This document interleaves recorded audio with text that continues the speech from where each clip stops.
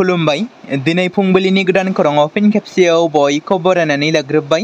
दासिमनि खौरांफोरा जाबाय। गिबि खौराङा दङ खोमसि फोथायनाय होननानै बुंब्ला जानो हागौ गोबाङानो मोनथियो। गोबां समफोरावनो दाब दाब जायगा एबा ओनसोलफोराव दायना साजायनाय, दायनि साजायनानै इनायै बुथारखुमानाय, साजा होनाय बायदि गोबां जाथायफोरा सम सम जाफ्लेबाय थानाय जाथायखौ खोनानो मोनबाय थायो। थांनाय माखासे दान सिगाङावबो बर'नि गेजेराव मोनसे फोथायनायखौ बिथा खालामनानै सासे बोराय सुबुंखौ भिडिअ खालामनानै समाजारि बिजों फेसबुकनि गेजेरजों स्प्रेड एबा भाइरेल खालामनानै होदोंमोन। जाय भिडिअआव सासे बैसो जानाय बोराया सुबुङा हर गेजेराव सि गानालासे बबेबा फोथाराव थाहैनाय नुनो मोन्दोंमोन। बेबायदिनो आरोबाव एखे जाथाय सोमजिदों धेमाजि जिल्लायाव। रायजोफोरा सन्देह खालामदों मानो हर गेजेराव बेबादि दुब्लियाव थाहैनो गोनां जाखो। बेनि सायाव थार बिजिरनाय खालामनांगौनि थाखाय धेमाजि जिल्लानि रायजो राजाफ्रा सावरायदों। नोंथांमोना बे बेलायाव मा बुंनो सानो? थारैनो मुलुगाव खोमसि फोथायनाया सैथोना? नैथि खौराङाव दङ असमिया निउज पर्टेलाव सावरायदों थांनाय 2014 मायथाइयाव NDBS जि बिदायजों बुथारजानाय मोनसे जाथायखौ लानानै, जेराव BTC ओनसोलनि 10थि थाखोनि फरायसुलि प्रिया बसुमतारीखौ गोसोआव लाखिनांगोन होननानै खौरां बिजोङाव मख'दों। जाय 2014 मायथाइयाव बिथांजोआ जि बिदायजों बुथारजादोंमोन आरो गुबै बाथ्राया बेसोदि 11 बोसोरनि उनाव बे बुथारनाया मोनसे गोदान महर लादों। मिथिनो मोननाय बायदिब्ला प्रिया बसुमतारीनि बिमा बिफाया EM रन्जित बसुमतारी। थामहिनबा BTC हाग्रा बिफानि EM रन्जित बसुमतारीया बे जालांनाय जाथायाव लोब्बा दं होनना दाय होनानै गाहाय बिजिरगिरिनो गांसे लाइजाम दैथायहरदों। थामथि खौराङाव दङ हायेनाव थानाय ट्राइबेलफोरनि हाखौ रैखाथि होनांगौनि थाखाय भारत सोरखारा गोदानै आयेन सोरजिनांगौ।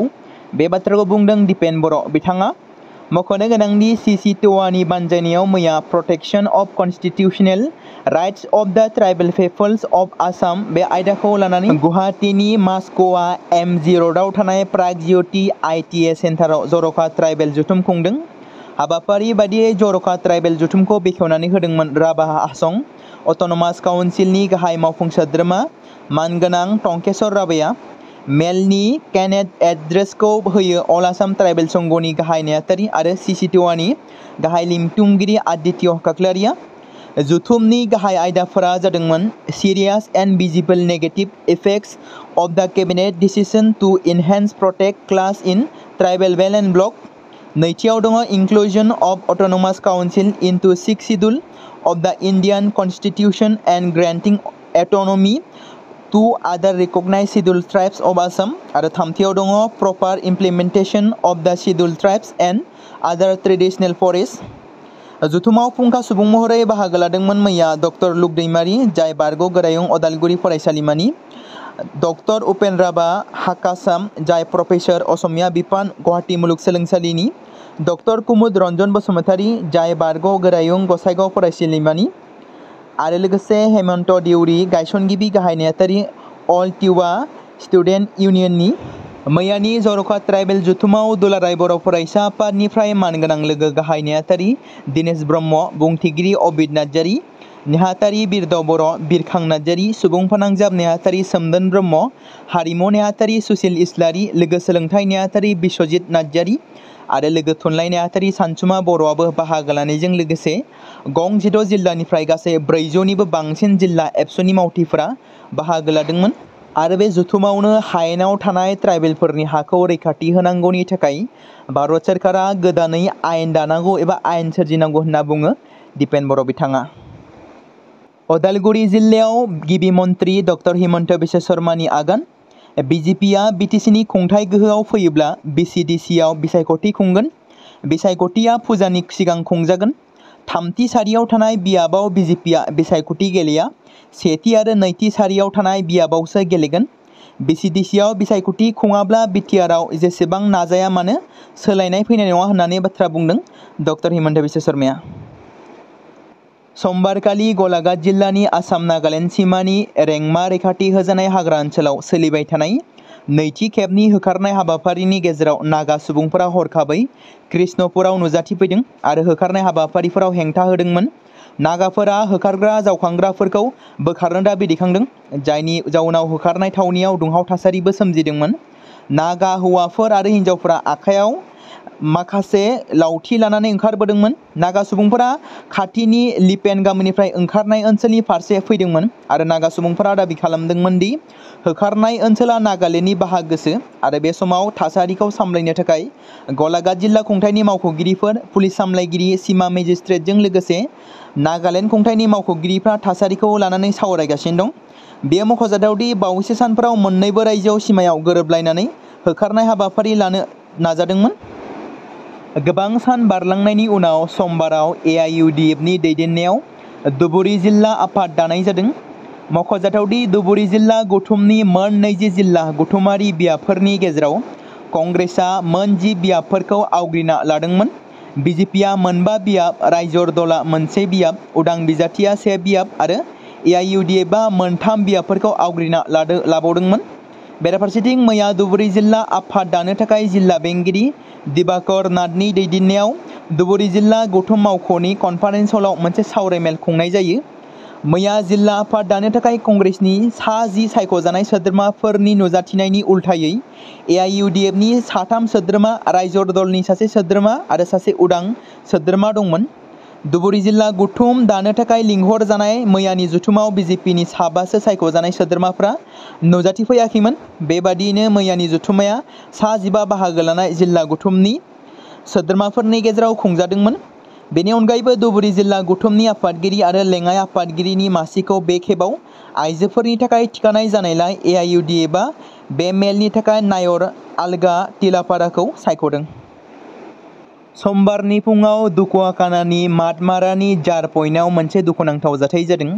ब्रह्मपुत्र दैमायाव दुगैबाय थानाय समाव सासे सुबुङा गोमादोंमोन आरो बे सुबुंनि सिनायथिखौ दुकुआकाना पुलिस थानानि सिङाव थानाय बरसा बागामारा गामिनि रनजित घोष होनना सिनायथि मोननाय जादों।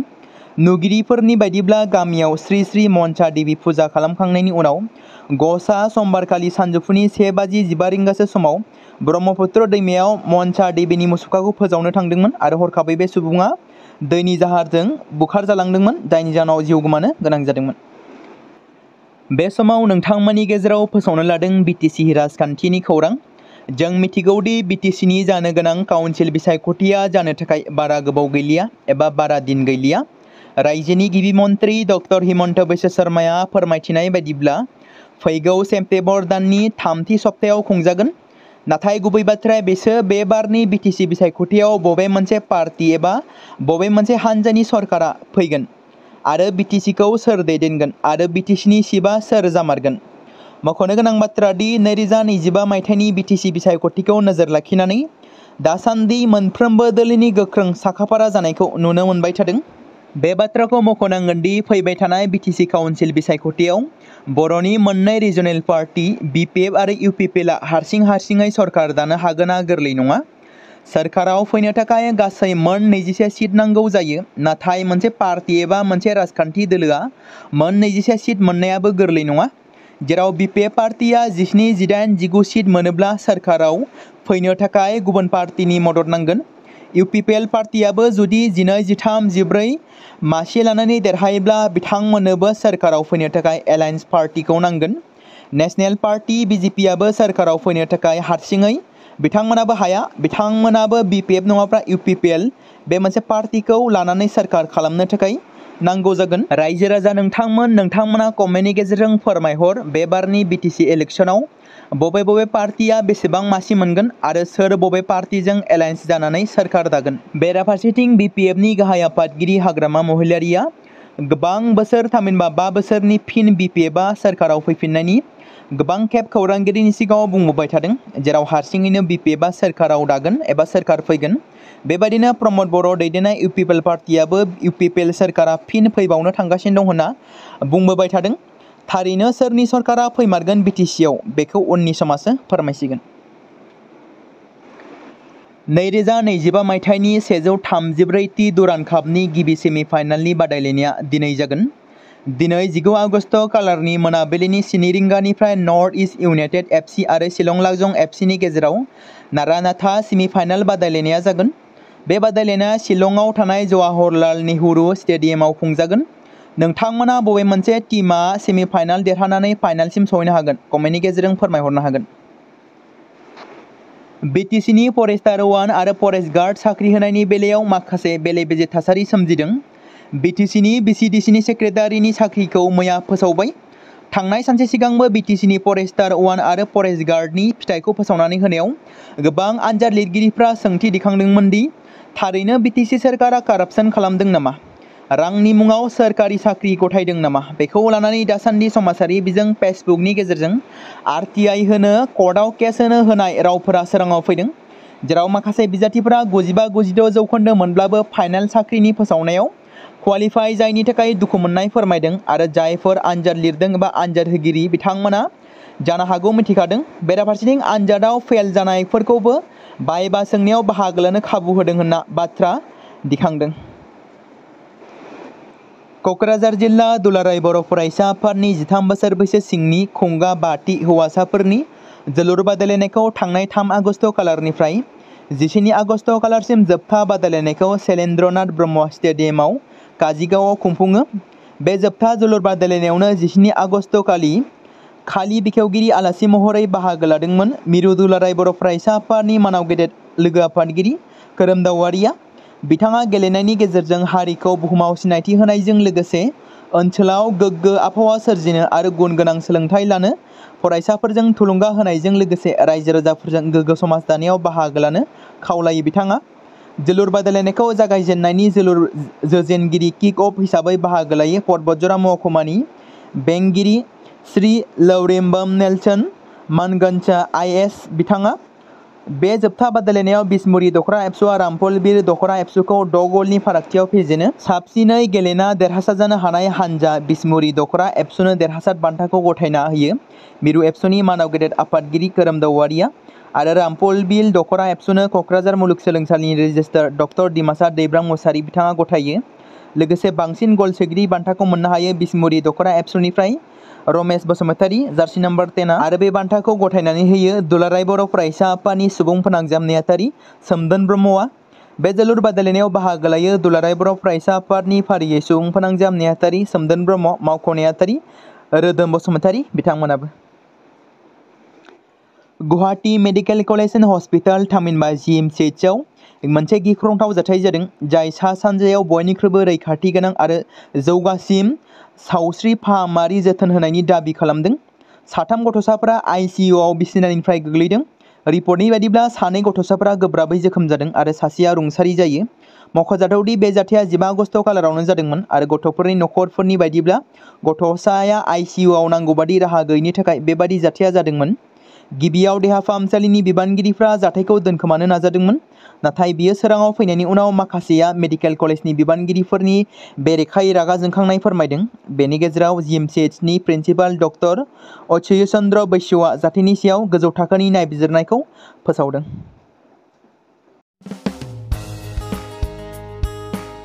बे समाव मोनसे गोनां फोसावथाय बर' सावथुन नायनानै मोजां मोनग्रा गासै बर' रायजो राजाफोरनि गेजेराव लानानै फैदों मोनसे बर'नि OTT प्लेटफर्म गोनां, जाय प्लेटफर्मनि गेजेरजों नोंथांमोना बर'नि गोदान गोजाम सावथुनफोरखौ नुनो मोनगोन। थांनाय माखासे बोसोर सिगां बर'नि गेजेराव लानानै फैनाय निउबो एप बायदिनो फिन आरोबाव लानानै फैदों बर' रायजो राजाफोरनि थाखाय। बे बाथ्राखौ मख'नाया गोनांदि 2025 मायथाइनि जानुवारि दानाव ओंखारनाय आंगो स्ट्रिम मुंनि मोनसे OTT प्लेटफर्म गोनां निउबो एपनि गेजेरजों नोंथांमोना गोबांथार बर'नि सावथुनफोर जेरै ट्रेजेडि, रमान्टिक, एक्सन आरो कमेडिजों बुंफबनाय सावथुनफोरखौ नुनो मोनगोन।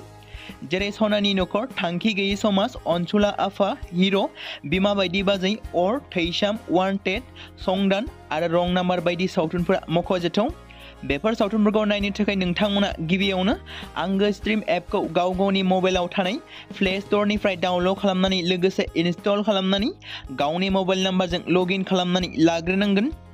बेनि उनाव नोंथांमोना गोबांथार नुनो मोनै सावथुनफोरखौ गुगोल पे, फन पे आरो पेटिएमजों रं नाम्बार सावथुनखौ नायनो थाखाय 60 रां आरो संदान सावथुनखौ नायनो थाखाय 80 रां, वान्टेड सावथुनखौ नायनो थाखाय 60 रां, थैसाम सावथुनखौ नायनो थाखाय 60 रां बेबायदिनो गोबांथार नुनो मोनै सावथुनफोरखौ नायनो थाखाय सुबिदा खालामनानै होदों आंगो स्ट्रिम प्लेटफर्मआ। फिन नोंथांमोननि गेजेराव फोरमायबावनो लादों बर' सावथुन नायनानै मोजां मोनग्रा गासै बर' रायजो राजाफोरनि गेजेराव लानानै फैदों मोनसे बर'नि OTT प्लेटफर्म गोनां, जाय प्लेटफर्मनि गेजेरजों नोंथांमोना बर'नि नुनो मोनै सावथुनफोर जेराव गोदान गोजाम सावथुनफोरखौ नुनो मोनगोन।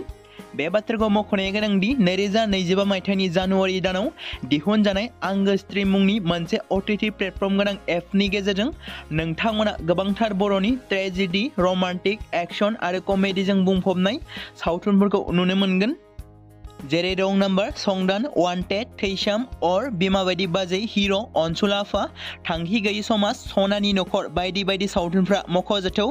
बेफोर सावथुनफोरखौ नायनो थाखाय नोंथांमोना गिबियावनो आंगो स्ट्रीम एपखौ गावनि मबाइलाव थाखानाय प्ले स्ट'रनिफ्राय इनस्टल खालामनानै गावनि मबाइल नाम्बारजों लगइन खालामखांनायनि उनाव नोंथांमोना गोबांथार नुनो मोननाय सावथुनफोरखौ गुगोल पे, फन पे आरो पेटिएमजों रं नाम्बार सावथुनखौ नायनो थाखाय 60 रां, संदान सावथुनखौ नायनो थाखाय 80 रां, वान्टेड सावथुनखौ नायनो थाखाय 60 रां, थैसाम सावथुनखौ नायनो थाखाय 60 रां, बेफोरबायदिनो अर सावथुनखौ नायनो थाखाय 60 रां पे खालामनांगोन।